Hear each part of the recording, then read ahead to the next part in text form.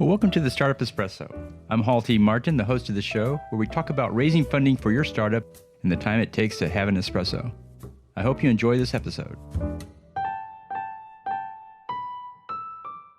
Hello, this is Hall T. Martin with the Startup Funding Espresso, your daily shot of startup funding and investing. The cap table is an important part of any diligence process. In reviewing a startup's cap table, look for these signs of a problem. The current team has little equity and thus little incentive to see it through to an exit. The cap table is complicated with multiple share classes. The early rounds came with complex rights and terms including liquidation preferences, ratchets, and clawbacks. Founders who left the company still own substantial amounts of equity. There's no options pool, which means all compensation will need to be paid out of cash. There's too many individuals on the cap table. Convertible notes, options, warrants, and other items are not listed in the cap table but exist in the business. Existing investors retain sign-off rights on additional funding. The cap table is a standard due diligence document, so don't invest without first reviewing it. Thank you for joining us for the Startup Funding Espresso, where we help startups and investors connect for funding. Let's go start up something today.